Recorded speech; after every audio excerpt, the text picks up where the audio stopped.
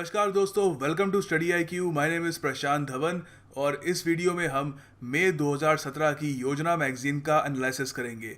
इस महीने की योजना मैगजीन का थीम है ट्रांसफॉर्मिंग इंडिया। बहुत सारी इंटरेस्टिंग इन्फॉर्मेशन है यहाँ पर। आपके यूपीएससी एग्ज़ाम के मेंस पॉइंट ऑफ व्यू से काफ़ी नेसेसरी है और उसके अलावा प्रीलिम्स में भी काफ़ी आपको यूज़फुल होगी। मैं आपको स्टडी आईक्यू के पेन ड्राइव और टैबलेट कोर्सेज के बारे में बताना चाहूँगा, जिनसे आप घर बैठे वेरियस एग्जाम्स की तैयारी कर सकते हैं, specially with our best selling SSC CGL 2017 pen drive course. उसके अलावा हम हमारे पेन ड्राइव और टैबलेट कोर्स बायर्स के लिए हर हफ्ते 2 नई वीडियोस अपलोड करते हैं on our website. Pen drive और टैबलेट कोर्स खरीदने के लिए विजिट अस एट studiiq.in या डायरेक्टली हमको आप कॉल कर सकते हैं इस नंबर पर 9580048004। हर बार की तरह एक कोट तो ज़रूर शेयर करूंगा आपके साथ। ये JRD टाटा की एक बहुत ही बढ़िया कोट है। I do not want India to be an economic super power, I want India to be a happy country. यहाँ पर एक बहुत ही सुंदर विचार है कि ये नहीं चाहते कि इंडिया की जीडीपी फिगर्स फिनोमिनल हो, कि 9% की ग्रोथ रेट है, हमने इतने बिलियन हमने कमा लिए, ये हो रहा है, बट अंदर से लोग खुश ना हो तो सब ग्रोथ, इन सब डिजिट्स का क्या फ़ायदा।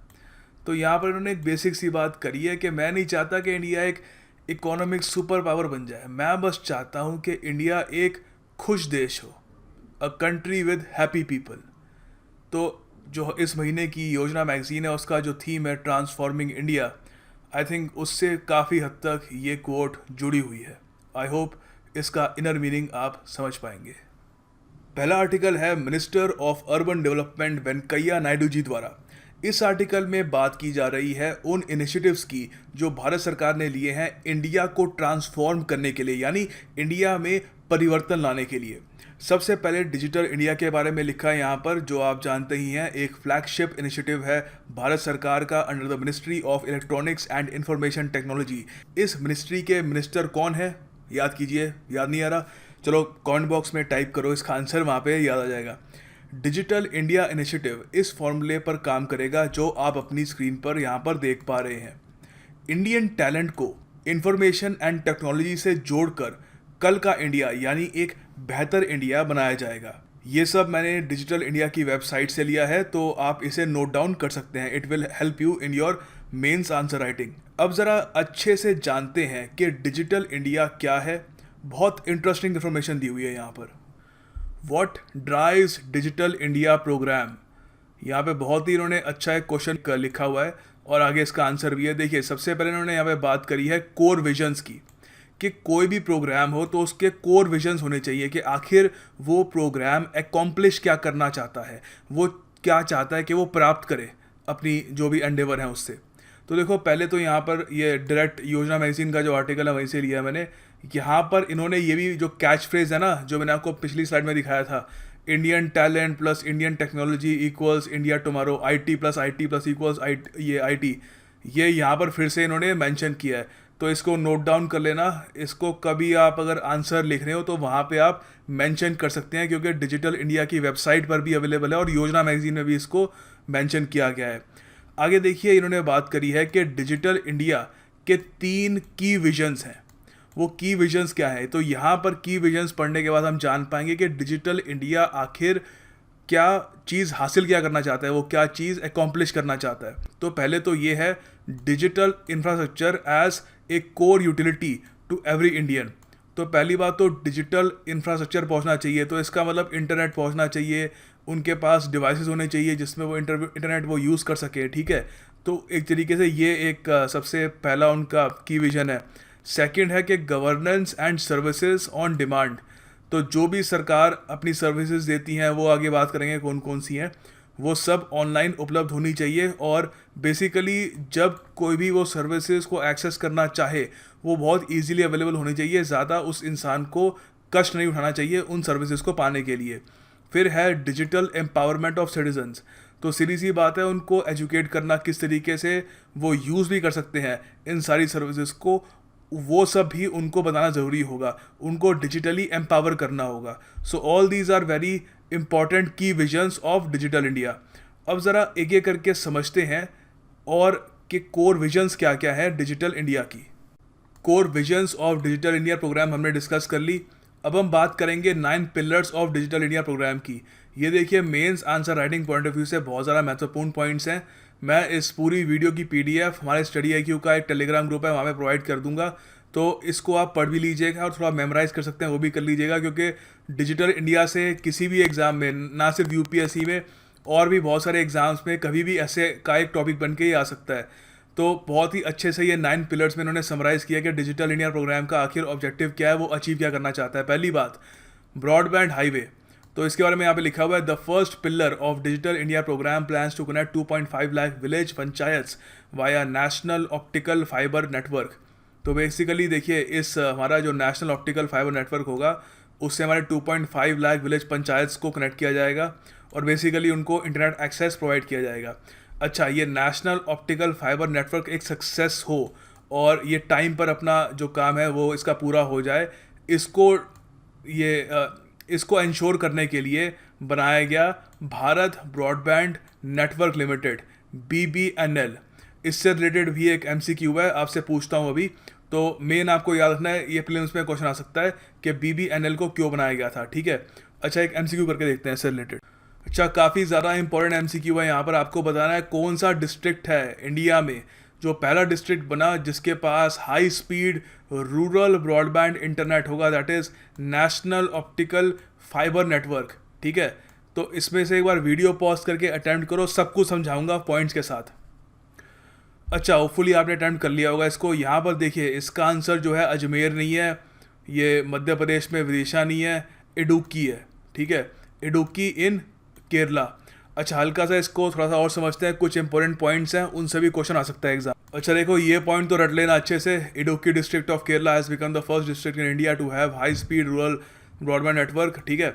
सेकेंडली, एक ये भी क्वेश्चन आ सकता है कि NOFN national optical fibre network को फंड कौन करता है, ठीक है। ये बहुत इंपॉर्टेंट पार्ट है डिजिटल इंडिया का, तो इसके बारे में सब कुछ आपको पता होना ज़रूरी है। तो इसको फंड करता है यूनिवर्सल सर्विस ऑब्लिगेशन फंड, ठीक है, यहाँ से इसको फंड आता है इसका। और ये आता है यूनिवर्सल सर्विस ऑब्लिगेशन फंड आता है department of telecom, ministry of communications and ID के अंडर। अच्छा, ये एक बहुत इंपॉर्टेंट डेवलपमेंट है, रिसेंटली हुई थी 28 अप्रैल को। ये याद रखना, यूपीएससी प्रीलिम्स में शायद इसे क्वेश्चन बन के आ सकता है, इंपॉर्टेंट है। क्योंकि देखिए एक मेमोरेंडम ऑफ अंडरस्टैंडिंग साइन किया गया था between BBNL, department of post और BSNL द्वारा। तो इसमें किया क्या जाएगा, ये देखिए MOU साइन किया गया था to provide broadband connectivity of Bharat Net to post offices in rural areas. तो बेसिकली जो भी रूरल एरियाज़ में हमारे पोस्ट ऑफिसेज हैं वहाँ पर इंटरनेट कनेक्टिविटी प्रोवाइड करने के लिए ये MOU साइन किया है, ठीक है। तो यहाँ पे ये भी थोड़ा जान लो, the MOU signed under the chairmanship of minister of communications Shri Manoj Sinha is the first tri party agreement to provide broadband connectivity to about 1.3 lakh post offices in rural areas और 25,000 सब पोस्ट ऑफिसेज, ठीक है। तो ये याद रखना बहुत इंपॉर्टेंट है। अच्छा देखो, इसके अलावा एक स्टेट ने भी रिसेंटली एक MOU साइन किया था with Bharat Broadband Limited BBNL to implement Bharat Net.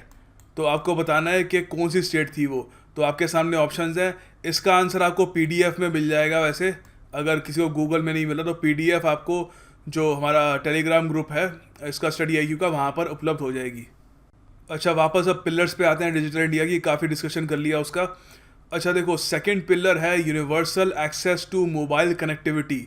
तो इसमें क्या करेंगे हम, बेसिकली जो भी हमारा रिमोटेस्ट एरिया है हमारे देश का, जहाँ पर अभी जो मोबाइल कनेक्टिविटी है नहीं, इनएक्सेसिबल है कुछ रीजन्स में, वहाँ पर भी मोबाइल कनेक्टिविटी प्रोवाइड की जाएगी, ठीक है। तो टुडे रफली यहाँ पे लिखा हुआ है 42,000 villages in India do not have mobile coverage. तो ये अपने आप में बहुत ही एक स्टैगरिंग एक फैक्ट है। इसको आप कहीं ऐसे में लिखना चाहो लिख भी सकते हो। तो इसको भी जो यहाँ पे ये कमी है इसको भी पूरा किया जाएगा और माना जा रहा है कि 2018 तक सारा जो पूरा भारत है वहाँ पे जो भी हमारे विलेजेस हैं जहाँ पर इंटरनेट नहीं, मोबाइल कनेक्टिविटी नहीं है, वहाँ पर मोबाइल कनेक्टिविटी प्रोवाइड की जाएगी।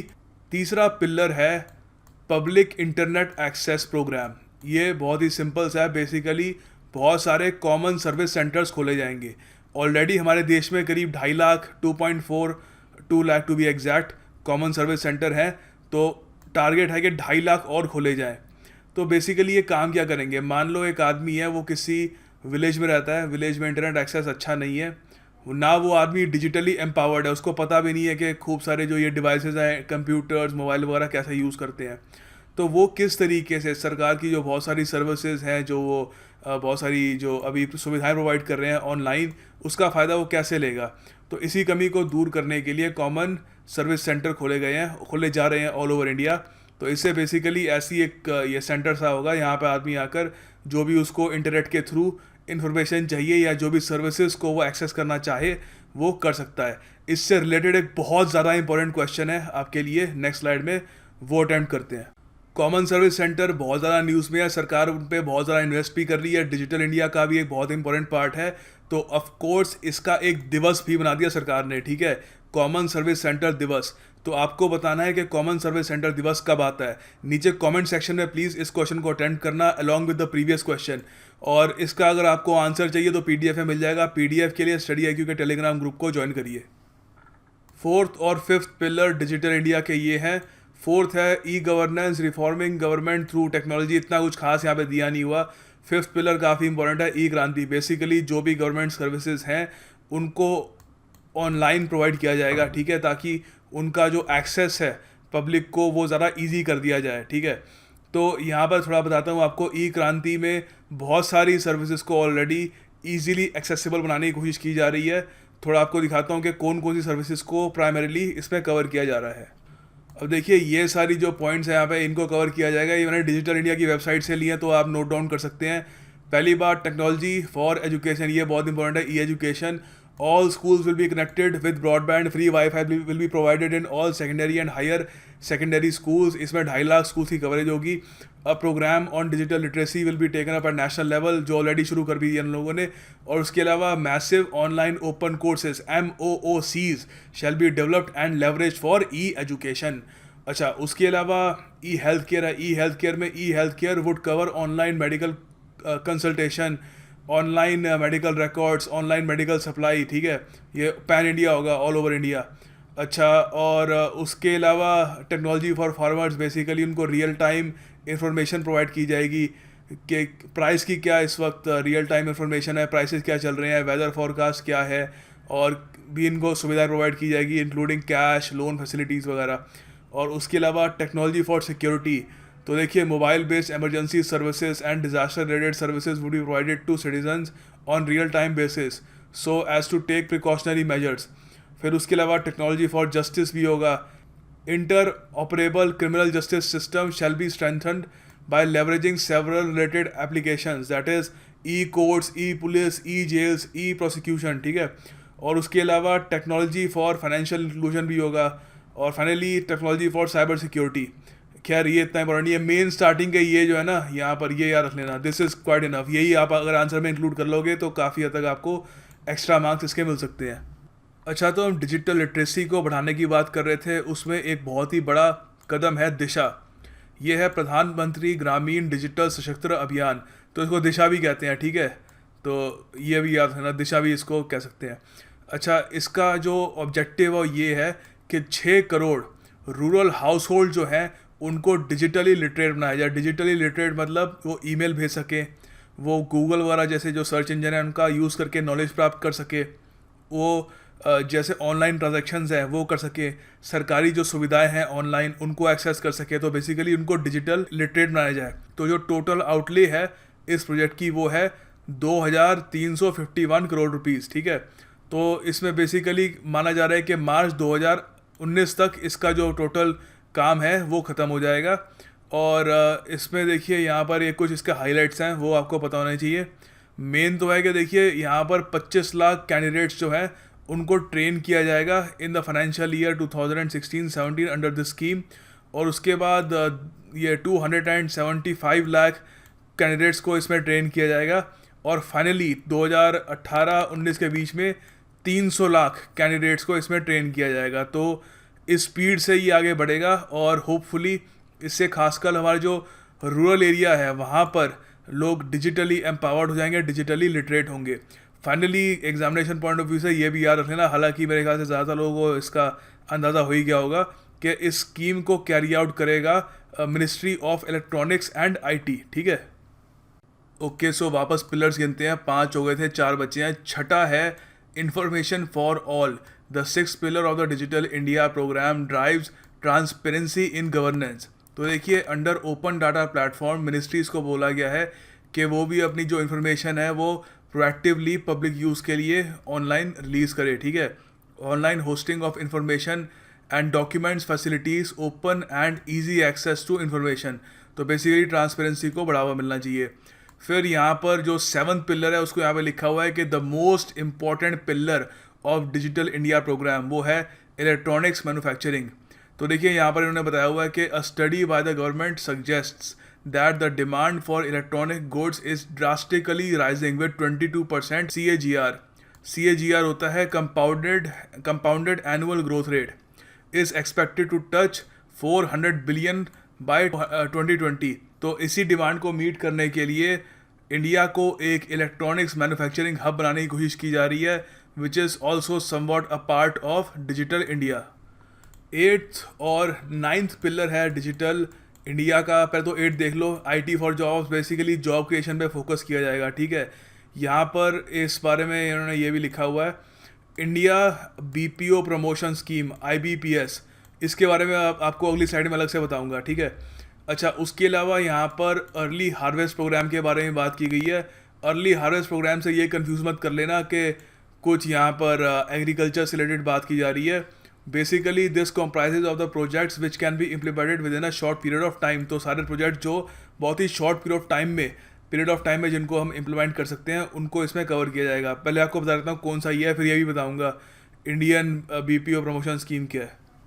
अच्छा देखिए, अर्ली हार्वेस्ट प्रोग्राम्स जिनको जल्दी इम्प्लीमेंट किया जा सकता है वो है IT प्लेटफॉर्म्स फॉर मैसेजेस, और उसके बाद wifi in all universities, public wifi hotspots बनाना जो अब काफ़ी हद तक बन भी गए हैं, और government greetings to be greetings, और उसके अलावा secure email within government, और school books to be books जो काफ़ी हद तक बन भी गई हैं। NCERT की काफ़ी सारी बुक्स अब बुक्स बन चुकी हैं। बायोमेट्रिक अटेंडेंस, काफ़ी सारे जो हमारे गवर्नमेंट ऑफिसेज हैं वहाँ पर बायोमेट्रिक अटेंडेंस हो गई है। तो ये नहीं है कि कहीं भी आप बस साइन करके आप अटेंडेंस दे रहे हो, एक काफ़ी हद तक आपका रेटिना स्कैन वगैरह होता है या कुछ फिंगरप्रिंट से कुछ स्कैनिंग वगैरह करते हैं तो ही आपको अंदर जाने दिया जाता है या उसकी अटेंडेंस लगती है। अच्छा, उसके अलावा स्टैंडर्डाइज्ड गवर्नमेंट ईमेल डिज़ाइन, तो एक ईमेल डिज़ाइन स्टैंडर्डाइज होना चाहिए सरकार का। Finally SMS based weather information disaster alerts. तो ये सारे हैं अर्ली हार्वेस्ट प्रोग्राम्स, याद रख लेना या पढ़ लेना इसको अलग से, स्लाइड में आपको मैं दे दूंगा ये। The next article is about स्वच्छ भारत मिशन। इसको बहुत ही इन डेप्थ डिटेल में कवर करेंगे, काफ़ी इंपॉर्टेंट पार्ट है।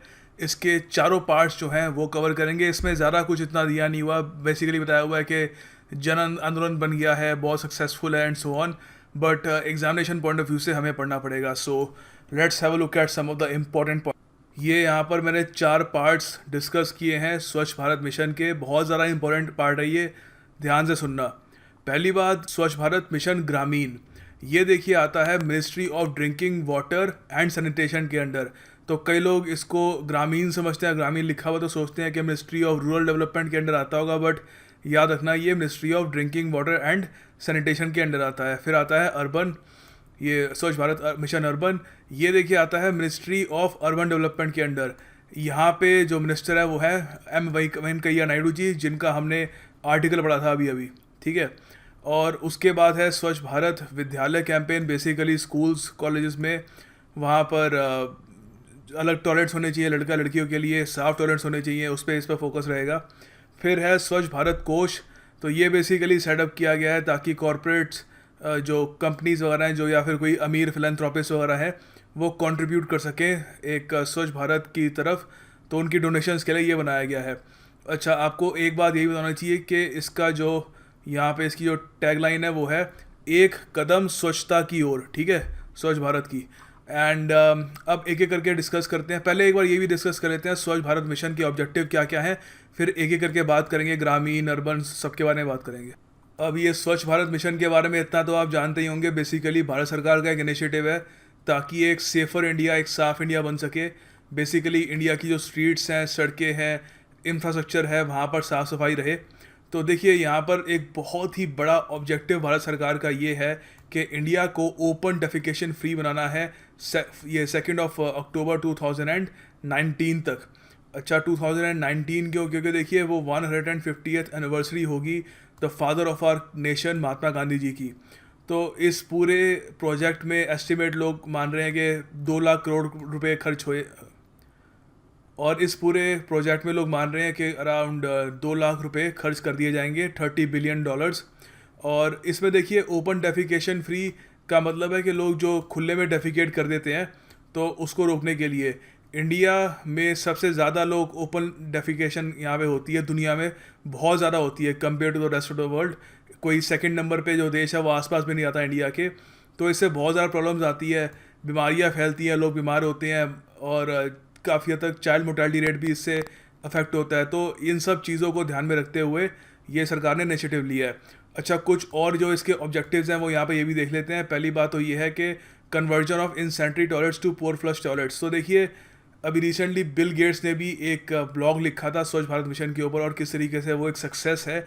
उसमें उन्होंने ये समझाया था कि सिर्फ यही इम्पॉर्टेंट नहीं है कि आप रूरल एरियाज़ में टॉयलेट्स प्रोवाइड कर दें, वो टॉयलेट्स अच्छे टॉयलेट्स होने चाहिए, पोर फ्लश टॉयलेट्स होने चाहिए, जहाँ पे जो भी वेस्ट है वो वहाँ से डिस्पोज ऑफ हो सके, और बेसिकली वो वहाँ पे इकट्ठा होकर गंदगी ना बना दे या कोई बीमारी में कन्वर्ट ना हो जाए। क्योंकि अगर वेस्ट डिस्पोज ऑफ नहीं होगा, वहीं पे पड़ा रहेगा, तो उससे बीमारियाँ वगैरह आ सकती हैं, और उस जगह पे एक तरीके से आप कह सकते हो बहुत सारे लोग मर भी सकते हैं। तो ये जो पूरी साइकिल होती है बहुत इंपॉर्टेंट है कि प्रॉपर तरीके से वेस्ट डिस्पोज ऑफ हो, कहाँ पर हो रहा हो वो भी देखना ज़रूरी होता है। सो उसमें जो पोर फ्लश टॉयलेट्स काफ़ी एक इंपॉर्टेंट भूमिका निभा रहे हैं। अदर इसके ऑब्जेक्टिव्स हैं टू इरेडिकेट मैनुअल स्कैवेंजिंग। देखिए अगर टॉयलेट्स अच्छे होंगे तो ऑटोमेटिकली जो मैनुअल स्कैवेंजिंग है वो हट जाएगी, वो मतलब इरेडिकेट हो जाएगी। Finally promote healthy sanitation in people. तो हाथ धोने चाहिए, आपने देखा होगा इसके भी खूब सारी एड्स आती हैं दूरदर्शन वगैरह पे कि हाथ धोने चाहिए, और you should not defecate in the open. ये सब ये क्या है? ये बेसिकली सरकार कोशिश कर रही है कि लोगों के अंदर हेल्दी हैबिट्स आए और वो अपने जीवन में उन सब हैबिट्स को अपनाएं। अच्छा पहले बात करते हैं स्वच्छ भारत फॉर अर्बन एरियाज़ की। तो ऐसा नहीं है कि देखिए ओपन डेफिकेशन की जो प्रॉब्लम है वो सिर्फ हमारे जो रूरल एरियाज़ हैं वहाँ पर सीमित है। हमारे अर्बन एरियाज़ में भी काफ़ी हद तक ओपन डेफिकेशन होती है, और इससे बीमारियाँ वगैरह भी काफ़ी आ सकती है। तो उसके लिए स्वच्छ भारत फॉर अर्बन एरियाज़, देखिए इस मिशन के अंडर 1.4 करोड़ हाउस होल्ड्स को कवर किया जाएगा, और यहाँ पर करीब 2.5 लाख कम्युनिटी टॉयलेट्स प्रोवाइड किए जाएंगे, ठीक है, और 2.6 लाख पब्लिक टॉयलेट्स बनाए जाएंगे, और एक सॉलिड वेस्ट मैनेजमेंट फैसिलिटी भी प्रोवाइड की जाएगी हर टाउन में। अच्छा उसके अलावा community toilets will be build in residential areas where it is difficult to construct individual household toilets. तो काफ़ी सारी जगहें ऐसी भी हैं वहाँ पर इंडिविजुअल हाउस होल्ड टॉयलेट्स आप कंस्ट्रक्ट नहीं कर सकते ड्यू टू वेरियस रीजंस, जगह की कमी है और भी काफ़ी सारे और प्रॉब्लम्स होती हैं। तो वहाँ पर कम्युनिटी टॉयलेट्स बनाए जाएंगे, ठीक है। फिर उसके बाद public toilets will also be constructed in the designated location such as tourist places, markets, bus stations, ये रेलवे स्टेशन वगैरह। तो पब्लिक टॉयलेट्स जो हैं वो काफ़ी जो डेजिग्नेटेड लोकेशंस हैं वहाँ पर ही बनाए जाएंगे, जैसे tourist places, markets, bus station and as you can see. अच्छा ये था अर्बन एरियाज़ का ये Swachh Bharat. Now let's have a look at Swachh Bharat for Gramin rural areas. Swachh Bharat ग्रामीण किस मिनिस्ट्री के अंडर आता है ये हमने डिस्कस कर ही लिया है, भूल मत जाना, बहुत ज़्यादा वो महत्वपूर्ण पॉइंट है, ठीक है। अच्छा देखो तो यहाँ पर क्या करेंगे, 11 करोड़ 11 लाख टॉयलेट्स बनाए जाएंगे पूरे देश में, खासकर रूरल एरियाज़ में फोकस रहेगा। इसकी टोटल कॉस्ट आएगी 1,34,000 करोड़ रुपीज़। इसमें देखिए technology will be used on a large scale to convert waste into wealth in rural areas in form of bio fertiliser and different forms of energy. तो देखिए बात वहीं पे आती है कि ठीक है आपने टॉयलेट्स प्रोवाइड कर दिए, मगर जो वेस्ट है उसका आप करोगे क्या? तो सबसे बढ़िया एक तरीका हो सकता है वेस्ट को यूज़ करने का, बायो फर्टिलाइज़र बना दो उसका। तो काफ़ी अच्छा फर्टिलाइज़र बनाता है ह्यूमन वेस्ट, तो उसका ये काफ़ी अच्छा यूज़ है। इससे भी काफ़ी हद तक वहाँ पे जो किसान हैं उनका पैसा बच जाएगा। और to convert it in different forms of energy, ये भी एक ऑप्शन है। उसके बाद देखिए involvement of every gram panchayat, panchayat samiti and ज़िला पंचायत इन द कंट्री, तो सबकी इसमें इन्वॉल्वमेंट होगी। फिर देखिए पहले जो इससे पहले जो स्कीम थी उसमें जितना आपको अलाउंस मिलता था, ये मान लीजिए किसी ने अपने घर में टॉयलेट बनाया तो उसके लिए उसको एक सर्टन अमाउंट दिया जाता था, 12,000 9,000 के आसपास, तो उसको इंक्रीज़ कर दिया गया 12,000 पे। ये वैसे इतना इंपॉर्टेंट है नहीं, बट फिर भी एक एक्स्ट्रा इन्फॉर्मेशन के लिए बना रहा हूँ, ठीक है। नेक्स्ट इज स्वच्छ विद्यालय अभियान। बेसिकली इसमें जो मेन ऑब्जेक्टिव वो ये है कि जो भी स्कूल्स हैं वहाँ पर टॉयलेट्स होने चाहिए for boys and girls separately, और ये विद इन 1 ईयर सरकार चाहती है कि इस ऑब्जेक्टिव को रीच कर लिया जाए। और किस मिनिस्ट्री के अंडर आता है ये आता है ministry of human resource development, ठीक है।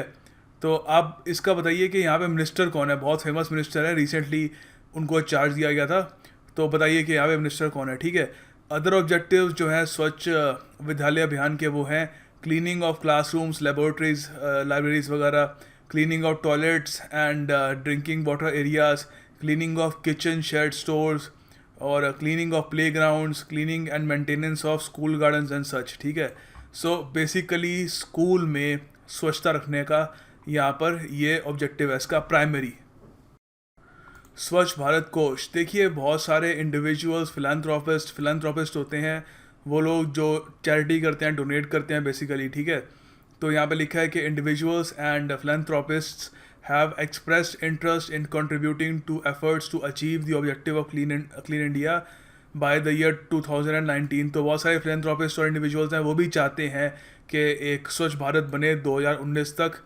2019 तक क्यों बनना चाहिए, मैंने आपका उसका रीज़न जो है वो भी हम डिस्कस कर चुके हैं। तो उसमें जो वो कंट्रीब्यूट करेंगे, ठीक है, जो भी वो पैसा वगैरह देंगे इसके कंट्रीब्यूशन के लिए, उसको फैसिलिटेट करने के लिए, चैनलाइज करने के लिए बनाया है स्वच्छ भारत कोष, ठीक है। तो हम कह सकते हैं कि the Swachh Bharat Kosh has been set up to facilitate channelisation of philanthropic contributions and corporate social responsibility funds towards this cause, ठीक है। तो भारत सरकार ने इसके लिए एक स्वच्छ भारत सेस भी लगाया था 50% का, ठीक है। ये वैसे इतना इंपॉर्टेंट है नहीं, मेन आपको ये बताना चाहिए कि स्वच्छ भारत कोष का ऑब्जेक्टिव क्या है। आप लोगों के लिए यहाँ पर एक MCQ है, इजी है, जो अच्छे से करंट अफेयर्स फॉलो कर रहे हैं काफ़ी इजी है उनके लिए। तो कमेंट बॉक्स में इसको अटैम्प्ट जरूर करिएगा। आपको बताना है कि इंडिया का पहला ओपन डेफिकेशन फ्री सिटी कौन सा है, ठीक है। अगर बाई चांस आपको आंसर फिर भी मैच करना हो, चेक करना हो, तो वो आपको PDF में मिल जाएगा। PDF आपको हमारे टेलीग्राम चैनल में उपलब्ध हो जाएगी।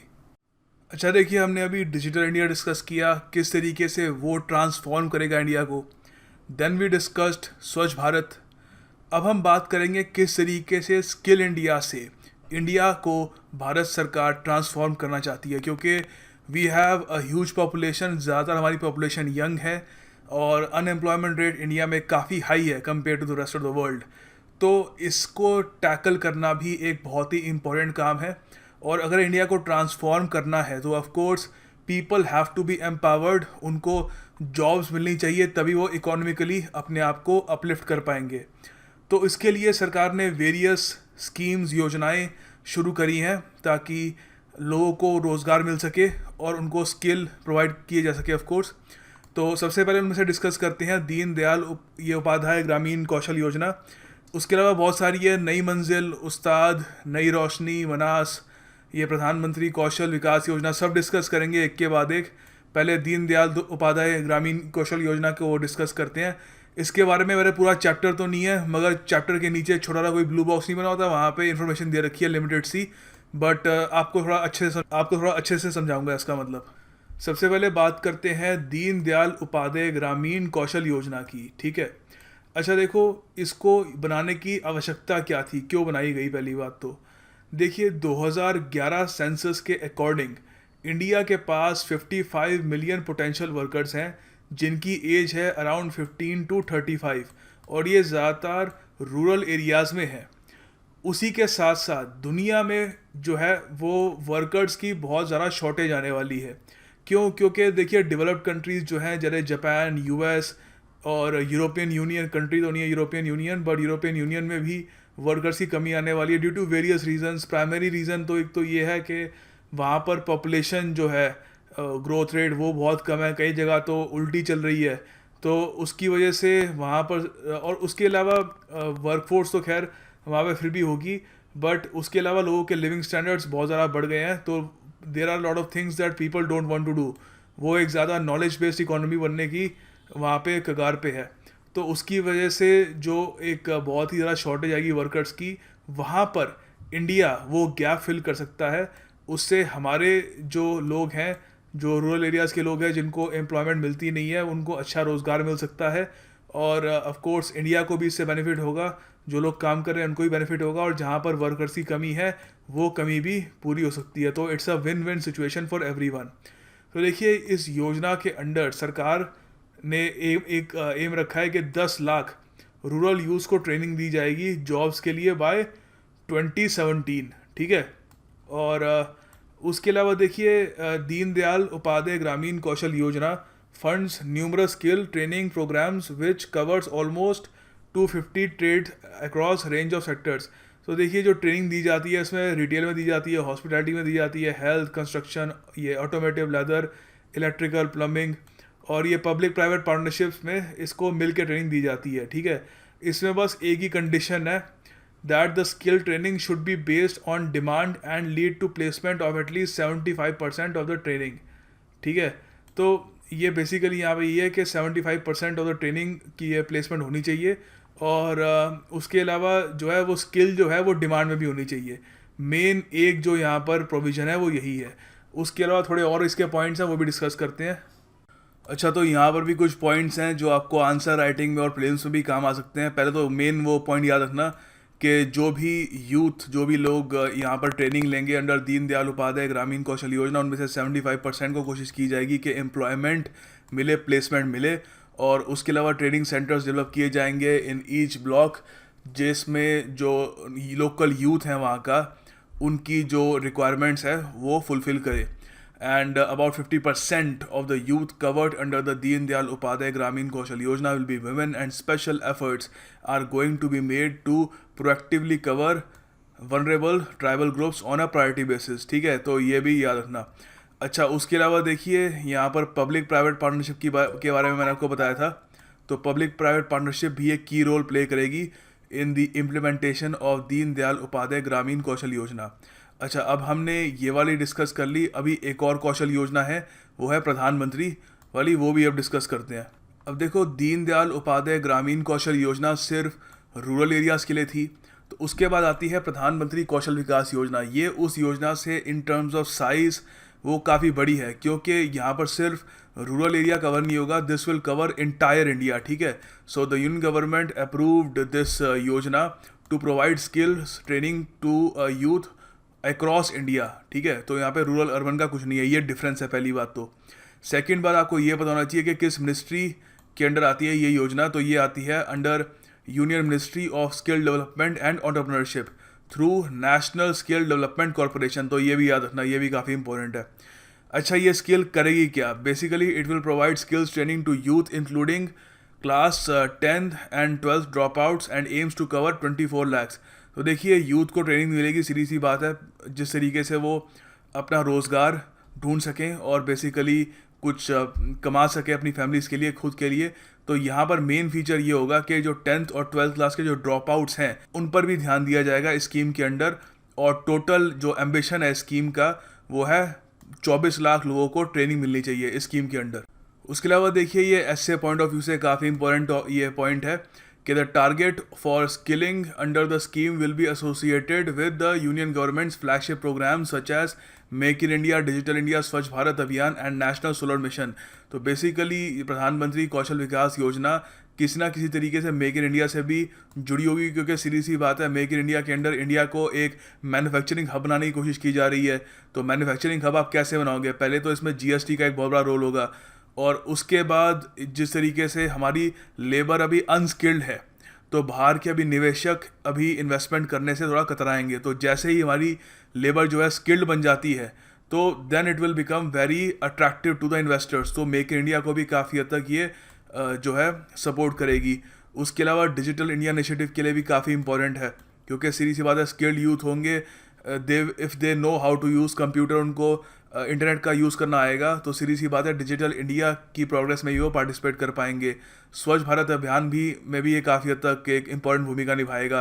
एंड नेशनल सोलर मिशन, क्योंकि नेशनल सोलर मिशन में भी एस्टिमेट किया जा रहा है कि लाखों जॉब्स क्रिएट होंगी in the near future solar energy sector में, तो उसमें भी we need skilled labour, unskilled labour नहीं, वी नीड स्किल्ड लेबर, और स्किल्ड लेबर प्रोवाइड करेगी प्रधानमंत्री कौशल विकास योजना।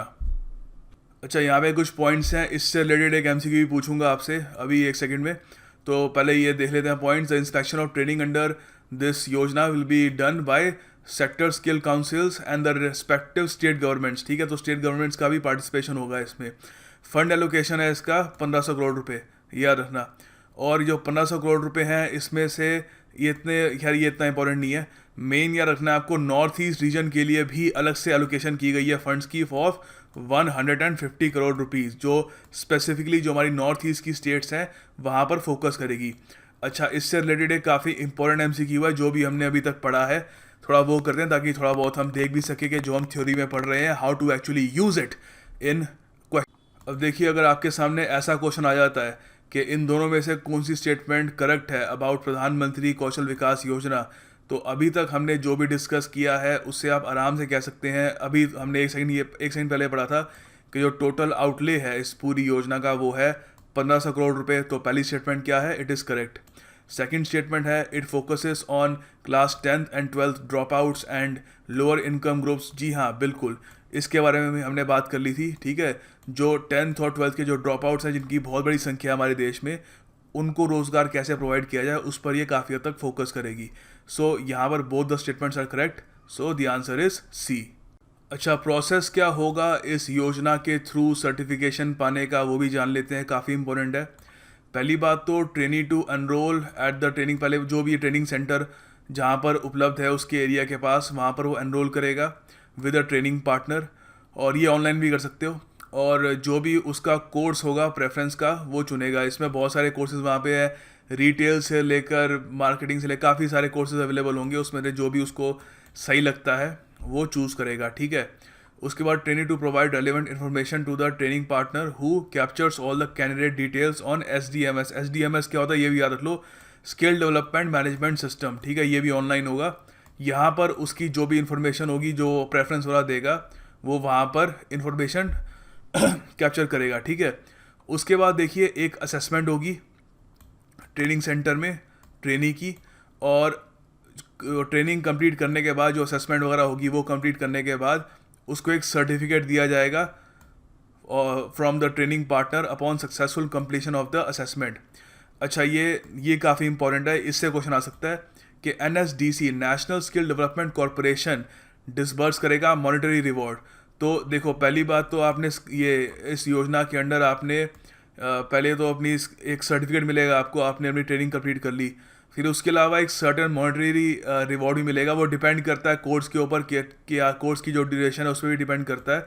तो उसके हिसाब से नेशनल स्किल डेवलपमेंट कॉरपोरेशन एक मॉनेटरी जो अवार्ड है, रिवॉर्ड है, वो भी देगी। और हाँ, so this is the main process. अच्छा, उसके बाद आती है नई मंजिल। ये आती है, पहली बात तो इसको एग्जामिनेशन पॉइंट ऑफ व्यू से कुछ पॉइंट्स बताऊंगा, वो याद रख लेना। बाकी ज़्यादा डीप जाने की ज़रूरत नहीं है क्योंकि we can only memorise a certain part of everything, सब कुछ याद नहीं रख सकते हम। तो देखिए, पहली बात तो मिनिस्ट्री ऑफ माइनॉरिटी अफेयर्स के अंडर आती है ये याद रखना, नई मंजिल, this is quite important. Secondly, काम क्या करती है नई मंजिल, जो माइनॉरिटीज़ में जो हमारी माइनॉरिटी कम्युनिटीज़ है, रिलीजियस माइनॉरिटी कम्युनिटीज़, वहाँ पर देखिए जो उनका यूथ है तो उनको प्रॉपर एक तरीके से स्किल और ट्रेनिंग प्रोवाइड की जाएगी, जिससे वो मान लीजिए कोई मदरसा जैसे कोई ऐसे इंस्टीट्यूशंस होते हैं, वहाँ से उन्होंने एजुकेशन ली, तो उसके बाद जब वो बाहर दुनिया में निकलते हैं काम ढूंढने के लिए तो उनको कुछ प्रॉब्लम्स फेस करनी पड़ सकती है, क्योंकि उनको एक जो आज के टाइम में सडन सेट ऑफ स्किल्स चाहिए वो उसमें इतने प्रोफिशिएंट नहीं होते। तो वहाँ पर उनको जो एज चाहिए होती है वो देने के लिए ये नई मंजिल स्कीम काम करेगी। ठीक है, तो बेसिकली यहाँ पर जो स्कूल ड्रॉप आउट्स भी हैं, the scheme aims to benefit the minority youth in the age group of 17 to 35 who are school dropouts or educated in the community education institutions like madrasas by providing them an integrated input of formal education। ठीक है, up till class ये 8th और 10th and skill training along with certification. ठीक है, तो skill training भी मिलेगी और थोड़ा फॉर्मल एजुकेशन का जो उनका थोड़ा बहुत बैकलॉग है वो भी कंप्लीट किया जाएगा। ठीक है, with a view of enabling them to seek better employment. तो बेसिकली वही है, जो बाहर दुनिया में वो काम ढूंढने के लिए जब जाएँ तो उनके पास बेटर स्किल्स हों जिससे वो अच्छा एक काम पकड़ सके। सो ये एक क्वेश्चन इससे ये भी आ सकता है, क्या एक सर्टन रीजन के लिए? नहीं, नई मंजिल scheme covers the entire country, ठीक है। तो ये काफ़ी बार आपसे पूछेंगे कि कौन सी स्कीम कहाँ के लिए है वगैरह। उसके बाद आती है एक बहुत ही ज़्यादा महत्वपूर्ण स्कीम, उस्ताद स्कीम, जिसको लॉन्च किया गया था वाराणसी में। ये बहुत ज़्यादा इंपॉर्टेंट पार्ट है स्कीम के बारे में, ठीक है। वाराणसी में इसको लॉन्च किया था, ये याद रख लेना, लिख लेना कहीं पे, इससे क्वेश्चन आ सकता है।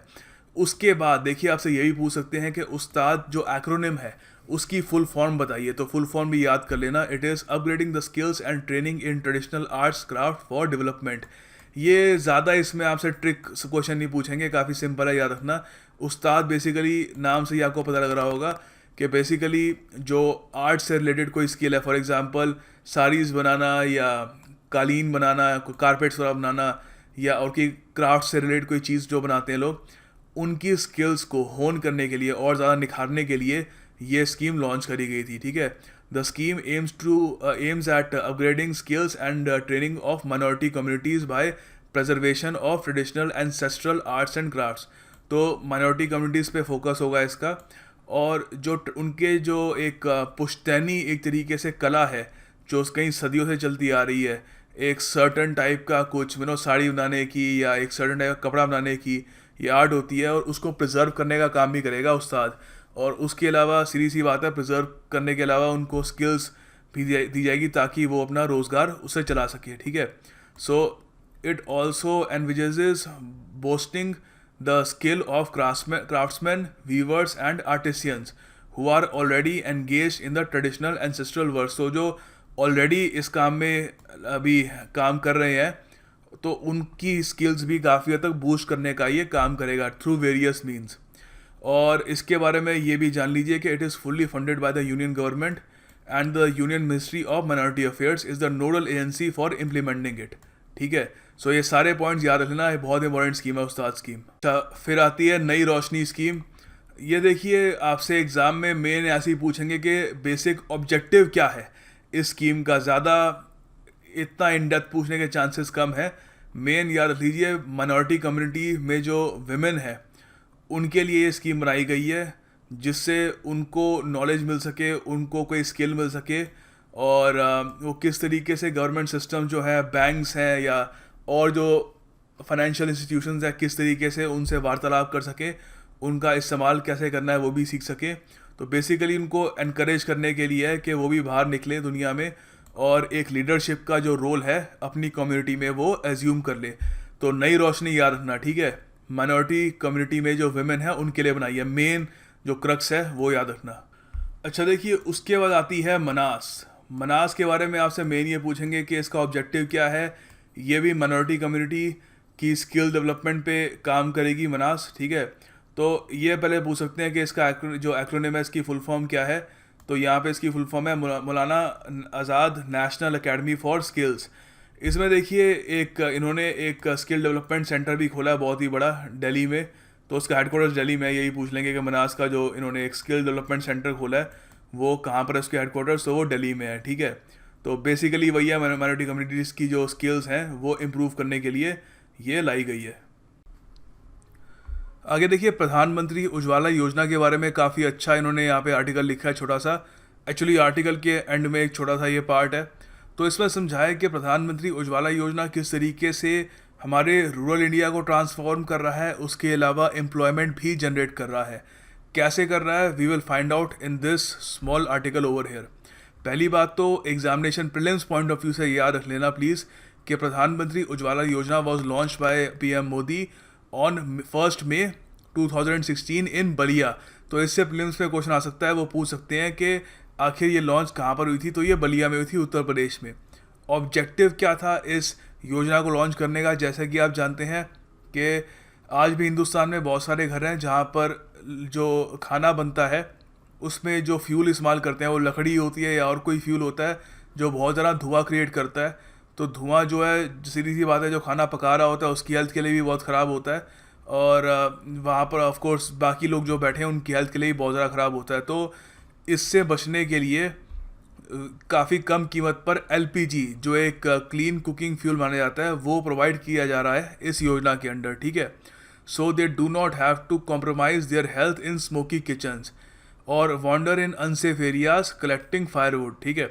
अच्छा, इसमें है क्या, under this scheme 5 crore LPG connections were provided to below poverty line families with a support of 1600 per connection with in 3 years. ठीक है. तो ये बिलो पॉवर्टी लाइन्स को 5 करोड़ एलपीजी कनेक्शन प्रोवाइड किए गए हैं. और उसके अलावा ensuring women's empowerment specially in rural India, the connections is issued in the name of the women of the household. तो वुमेन एम्पावरमेंट के लिए जो कनेक्शन जो है वो भी औरतों के नाम पे ही इशू किए जाते हैं. Rupees 8,000 crore was allocated towards the implementation of the scheme. और उसके अलावा identification of the below poverty line families is done through socio economic caste census data. ठीक है. तो एक तो खैर ये हो गया. उसके अलावा मेन बात यहाँ पर लिखी है सेकंड पैराग्राफ में कि ये जो योजना है was expected to result in an additional employment of 1 lakh. तो इस योजना से मान रहे थे कि 1 लाख तक के रोजगार भी उपलब्ध होंगे लोगों को. किस तरीके से होंगे बताता हूँ आपको अभी. And provide business opportunities of at least 10,000 crores over the 3 years of the program to the Indian industry. कैसे? देखिए, launch of this scheme will also provide a great boost to make in India. क्योंकि जो भी cylinder ये बना रहे हैं, जो भी यहाँ पे मैन्युफैक्चर कर रहे हैं स्टोव वगैरह, वो सब इंडियन कंपनीज़ हैं. तो सीधी सी बात है, सडनली उनको और ज़्यादा यूनिट्स मैन्युफैक्चर करनी पड़ेगी. और ज़्यादा यूनिट मैन्युफैक्चर करनी है तो ये they have to hire more people, और लोगों को नौकरी में लेना पड़ेगा. तो इवेंचुअली बिजनेस भी इससे क्रिएट होगा और लोगों को रोज़गार भी मिलेगा. ये ऐसा नहीं है कि सरकार बस फ्री में सिलेंडर बांट रही है, इसके मल्टी डायमेंशनल फ़ायदे हैं. ठीक है. तो अभी यहाँ पे लिखा हुआ है the top 5 states with maximum connections are UP, जहाँ पे सबसे ज़्यादा कनेक्शंस हैं. उसके बाद वेस्ट बंगाल, बिहार, मध्य प्रदेश, फिर राजस्थान. ठीक है. ये भी याद रख लीजिएगा. अगर आपको इस योजना के बारे में लिखना है, ये पॉइंट अगर आप ऐड करते हैं तो that will amplify the quality of your question. उसके अलावा देखिए मेन यहाँ पर ये भी है कि the households belonging to SC/ST constitute large chunk of the beneficiaries. And हाँ, बाकी मेन इन्होंने ये बात बोली है कि किस तरीके से लाइफ को चेंज किया है. खैर, मेन आपको जो मैंने आपको बताया था कि किस तरीके से ये योजना सिर्फ लोगों की हेल्थ को डिग्रेड होने से बचा रही है, उसके अलावा एम्प्लॉयमेंट भी जनरेट कर रही है. ये काफ़ी इंपॉर्टेंट पॉइंट है. You can write that in any essay. अब देखिए, आप लोगों के लिए यहाँ पर MCQ है. आपको यहाँ पे बताना है कि बहुत ही सिंपल MCQ है. जो हमने डिस्कस किया उससे रिलेटेड ये है कि प्रधानमंत्री उज्ज्वला योजना किससे रिलेटेड है. ठीक है. तो प्लीज़ इसका आंसर कमेंट बॉक्स में दीजिएगा. बहुत ही सिंपल सरल सा आंसर है. बेसिकली ये रिवीजन के लिए कर रहा हूँ आपको, ताकि आपको रिवाइज करने में आसानी हो. क्योंकि अभी सिर्फ मैं बोल रहा हूँ, आप सुन रहे हैं. आप थोड़ा लिखेंगे तो आपको भी याद रखने में आसानी होगी. सो प्लीज़ कमेंट बॉक्स में आंसर सब क्वेश्चंस का ज़रूर लिखिएगा. अगली स्कीम है zero defect zero effect. India को ट्रांसफॉर्म करने में इस स्कीम का एक बहुत ही इम्पॉर्टेंट रोल होगा. कैसे समझाता हूँ. अच्छा, पहले तो ये एक एग्जाम्पल है काफ़ी इंपॉर्टेंट. ये समझो, चाइना आपको पता है it is now known as world's factory. दुनिया की फैक्ट्री कहते हैं चाइना को, क्योंकि कुछ भी चीज़ हो चाइना में मैन्युफैक्चर होती ही है. मगर चाइना ने इस खिताब को पाने के लिए एक बहुत ही बड़ा प्राइस पे किया है. वो कीमत चाइना ने जो पे की है वो है अपनी एनवायरनमेंट के डिग्रेडेशन की. कई चाइना के जो खूबसूरत गांव थे, जो उनकी कंट्री साइड थी, काफ़ी हद तक बर्बाद हो चुकी है. कई नदियाँ उनकी पॉल्यूट हो चुकी है, क्योंकि वो मैन्युफैक्चरिंग में उन्होंने इतना ज़ोर दिया कि देखिए, जब भी आप किसी भी देश में मैन्युफैक्चरिंग करेंगे तो सीधी सी बात है, वेस्ट वहाँ पे क्रिएट होगा, कार्बन एमिशंस क्रिएट होंगे. तो उसकी वजह से एनवायरनमेंट को बहुत ज़्यादा नुकसान पहुँचता है. तो काफ़ी हद तक चाइना की इस गलती से सीख कर मैं मानता हूँ इंडिया ने ज़ीरो डिफेक्ट ज़ीरो इफ़ेक्ट नाम की ये स्कीम तैयार करी है. एक तो वैसे ही आपको पता है इंडिया ने रेटिफाई कर रखी है पेरिस क्लाइमेट एग्रीमेंट ट्रीटी. तो उसमें भी इंडिया को काफ़ी हद तक ऑब्लिगेशंस हैं कि अपने कार्बन एमिशंस कम करने की. तो इंडिया कोशिश करेगा कि एक बहुत ही फाइन बैलेंस स्ट्राइक करने की, कि इंडिया एक मैन्युफैक्चरिंग हब भी बने, मगर साथ ही साथ जो चाइना ने किया है, जिस तरीके से उन्होंने अपना एनवायरनमेंट, जिस तरीके से अपनी नदियाँ उन्होंने पॉल्यूट करी है, वैसे हमारे यहाँ ना हो. तो उसी को ध्यान में रखते हुए बनाया है ज़ीरो डिफेक्ट ज़ीरो इफ़ेक्ट. तो स्कीम बेसिकली MSMEs के लिए है, micro small and medium enterprises. ये बैकबोन होती है किसी भी इकोनॉमी की. ज़्यादातर जो इंडिया में प्रोडक्ट्स बनते हैं यहीं से ही बनते हैं. तो देखिए, पहली बात तो हमारे एमएसएमईज में ये है कि जो क्वालिटी है वो बहुत ज़्यादा ख़राब है compare to the rest of the world. वैसे इंडिया के हिसाब से they are doing good, but अगर हम दुनिया के हिसाब से कंपेयर करें हमारे प्रोडक्ट्स को तो उनकी क्वालिटी अच्छी नहीं है। और आप यही देख सकते हैं, सिवाय फार्मा सेक्टर के, इंडिया का जो फार्मास्यूटिकल सेक्टर है उसको बहुत ज़्यादा रिस्पेक्ट मिलती है वर्ल्ड में, क्योंकि हमने वहाँ पर स्टैंडर्ड्स मेंटेन किए हैं। बट उसके अलावा बहुत सारे और प्रोडक्ट्स हैं, जैसे मिल्क या फिर कोई खाने से रिलेटेड कोई प्रोडक्ट्स, उसमें इंडिया को बहुत ज़्यादा प्रॉब्लम्स आती हैं। फॉर एग्जांपल रिसेंटली एक बता रहा हूँ आपको, यूएस और रशिया ने एक दूसरे पे बैन लगा दिया था, काफ़ी सारे सैंक्शंस लगा दिए। यूएस ने रशिया पे लगाए, रशिया ने यूएस पे लगा दिए। तो उनमें से एक सैंक्शन ये था कि यूएस के जो डेयरी के प्रोडक्ट्स थे, चीज़ वगैरह, वो रशिया अब इम्पोर्ट करना बंद कर देगा। तो अब रशिया ने वो इम्पोर्ट करने बंद कर दिए, तो उन्होंने इंडिया की तरफ देखा, उन्होंने कहा शायद हम यहाँ से इम्पोर्ट कर सकते हैं काफ़ी सारे डेयरी प्रोडक्ट्स। इंडिया के लिए अच्छी एक अपॉर्चुनिटी भी थी। बट उन्होंने कुछ टेस्ट वगैरह कंडक्ट किए और इन दी एंड पता लगा कि इंडिया के प्रोडक्ट्स उस स्टैंडर्ड को मीट नहीं कर रहे। कुछ प्रोडक्ट्स वहाँ पे उनकी मार्केट से पहुँचे, बट ज़्यादातर नहीं पहुँच पाए। ये ऐसा क्यों हुआ? इतनी एक गोल्डन अपॉर्चुनिटी हमने क्यों खो दी? क्योंकि हमारे यहाँ जो प्रोडक्ट्स की क्वालिटी है वो इतनी अच्छी नहीं है। तो ज़ीरो डिफेक्ट ज़ीरो इफेक्ट में कोशिश की जाएगी कि हमारे प्रोडक्ट्स की क्वालिटी को भी में भी इम्प्रूवमेंट आए। और जो क्वालिटी है उसमें इम्प्रूवमेंट आने का ये मतलब नहीं है कि हम अपनी नदियों को, हम अपने एनवायरनमेंट को, हम हमारे देश का जो एक बेसिकली जो मेन हमारी वेल्थ है उसको ख़राब कर दें। उसका भी हम ध्यान रखेंगे। सो ज़ीरो डिफेक्ट मतलब प्रोडक्ट में कोई डिफेक्ट नहीं होना चाहिए। ज़ीरो इफेक्ट मतलब एनवायरनमेंट पे कोई भी इफ़ेक्ट नहीं आएगा उस प्रोडक्ट का, ठीक है। सो ये बेसिकली नरेंद्र मोदी जी ने अपने भाषण में भी ये सबसे पहले बात कही थी। अब थोड़ा से इस जो स्कीम है इसकी निटी-ग्रिटीज़ देख लेते हैं। तो देखिए, इस सर्टिफिकेशन स्कीम का, जी हाँ, ये सर्टिफिकेशन स्कीम ही है, क्योंकि जो भी enterprise zero defect zero effect model को फॉलो करेगी, क्वालिटी प्रोडक्ट्स बनाएगी बिना एनवायरनमेंट को हार्म किए, तो उनको ये सर्टिफिकेशन मिलेगा। और सर्टिफिकेशन का फ़ायदा ये होगा कि वो काफ़ी हद तक अपने जो प्रोडक्ट्स हैं उनको एक्सपोर्ट करने में आसानी होगी, क्योंकि ZED जो सर्टिफिकेशन है उसकी काफ़ी वैल्यू होगी। और जो टोटल बजट होगा इस स्कीम का वो होगा 491 करोड़ रुपीज़। ये काफ़ी इंपॉर्टेंट है और इसको 12th 5-year प्लान में हम लोग इसको इम्प्लीमेंट करेंगे, ठीक है। तो हम यहाँ पे ये भी कह सकते हैं, the scheme is an extensive drive to create proper awareness in MSMEs about zero defect zero effect manufacturing and motivate them for assessment of their enterprise for ZED and support them. तो सीधी सी बात है, उनको motivate करने के लिए भी कि वो असेसमेंट कराएं अपने एंटरप्राइज़ की ZED सर्टिफिकेशन के लिए।